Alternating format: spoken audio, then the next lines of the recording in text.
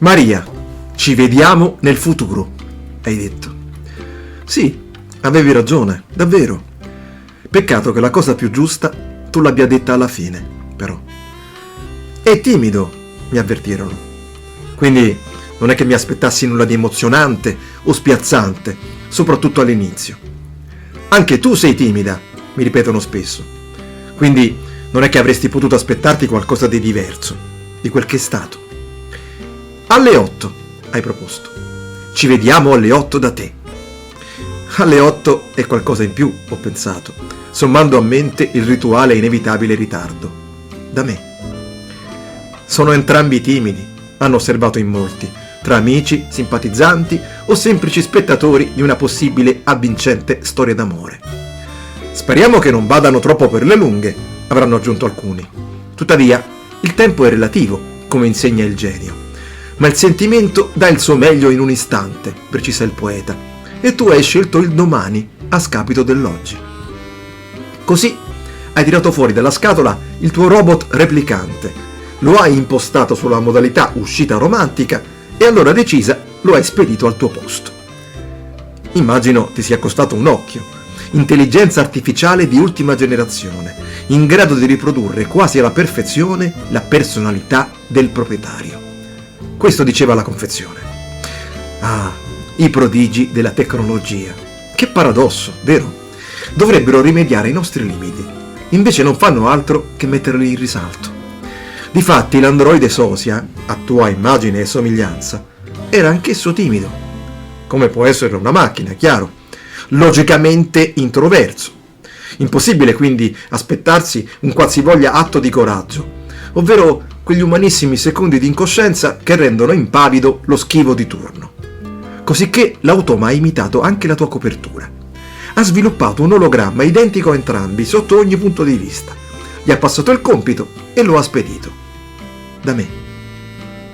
Ah, le invenzioni del progresso. Che beffa, non credi? Dovrebbero correggere la nostra vita, ma spesso non fanno altro che ripetere i medesimi errori dei loro creatori. Difatti, inutile dirlo, l'ologramma era anch'esso timido. Timido come può esserlo una creatura impalpabile e trasparente, che il più delle volte, al meglio, fa solo da muta comparsa alla scena principale. Il seguito è storia nota tra di noi, come ben sai. L'eterea copia, al contempo di umano e automa, ha deciso di spedire in sua vece un'applicazione mirabolante di sua fabbricazione, in grado di pronunciare almeno 700 tipi di frasi galanti e seducenti, tenere e accattivanti, oltre soprattutto a stare zitta qualora il momento lo richieda. Cosa volere di più? Non di meno, sotto sotto, nelle trame più fragili del codice sorgente, il programma Playboy era timido, esattamente come l'anello primigenio di codesta virtuale catena. E allora si mise in stand-by a fare aggiornamenti o cos'altro combinano siffatte misteriose entità laddove non viste.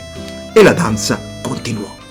Perché al posto dell'app giunse il turno di una serie di email scritte con ardore, passione, ma quindi la palla è passata a un solo singolo SMS, ma composto di brucianti parole capaci di sciogliere almeno uno dei poli, per poi essere girata una conturbante processione di emoticon, ovvero una collezione di faccine disegnate con mano dolce e ferma al medesimo tempo, tratto tipico dei grandi amatori della storia, fino a giungere nelle mani di un affascinante video su YouTube, capace di bucare lo schermo e ogni parete possibile, perfino la più impenetrabile, quella che separa il cuore dal cuore.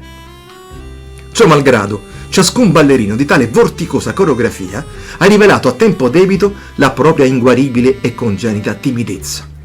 E come un cigno morente alla nascita si è accasciato a scena ancora aperta. Caro, ho aspettato fino a tarda sera, sino al giorno seguente e oltre. Sto ancora attendendo. Nel futuro. Ci vediamo nel futuro, dicesti allora. Come avevi ragione. Peccato che la cosa più giusta tu non l'abbia fatta all'inizio, perché magari il futuro, con te, sarebbe arrivato alle 8, al massimo 8:30, da me.